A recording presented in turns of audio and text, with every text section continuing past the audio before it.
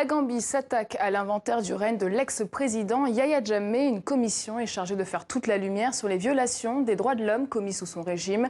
L'ONG Human Rights Watch est mobilisée. Elle a fait appel notamment au juriste américain Reed Brody. Il est notre invité. Bonsoir. Bonsoir. Alors, cette commission Vérité et Réconciliation a été lancée officiellement le 15 octobre. C'était une promesse du nouveau président Adama Barrow. Écoutons d'abord cette déclaration du ministre de la Justice. Il ne s'agira pas d'une chasse aux sorcières contre quelconque communauté ou individu. Mais dans le même temps, nous assurons aux victimes et à leurs familles que la justice sera faite selon la loi, de façon juste, transparente et dans un environnement stable. Alors, Reed Brody, quels sont les moyens d'enquête de cette commission ? Bon, cette commission a surtout un staff expérimenté, un directeur qui fait l'unanimité dans le pays, un directeur juridique qui avait travaillé dans les tribunaux pénaux des Nations Unies. Ça va être surtout le moment où les Gambiens torturés ou violés en prison, les Gambiens qui ont été obligés de suivre le traitement de sida de Dr Jammeh, ceux qui ont été visés par des littérales chasses aux sorcières, des Gambiens abattus pour avoir manifesté, pourront venir témoigner.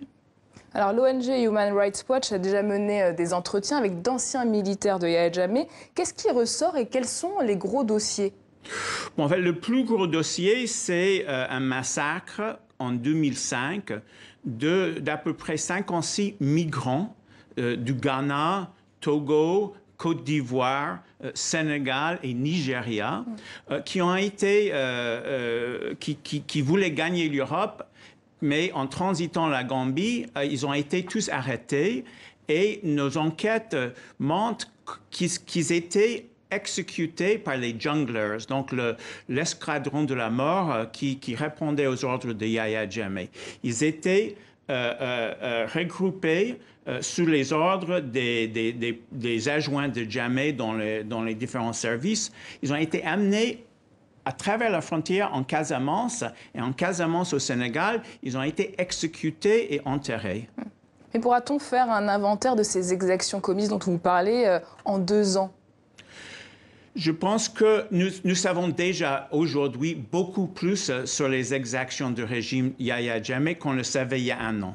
Je pense que lorsque les audiences auront terminé et les victimes entendues, on aura peut-être pas un inventaire complet, mais suffisamment, comme veulent les victimes, pour que ce soit un pas vers un éventuel jugement de Yahya Jammeh et de ses sbires.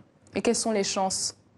Écoutez, pour le moment, la Gambie attend. Il n'est pas en mesure politiquement que Yahya Jammeh revienne. C'est d'ailleurs pour ça que les victimes gambiennes et les autres victimes, par exemple, de ce massacre, ont demandé au Ghana, qui a perdu 44 citoyens dans ce massacre, de prendre le premier pas. Et en attendant que Yahya Jammeh puisse être jugé en Gambie, qu'il soit jugé peut-être au Ghana pour ce massacre. On va suivre en tout cas ce dossier. Merci Reed Brody d'être venu sur le plateau de TV5 Monde. Merci à vous.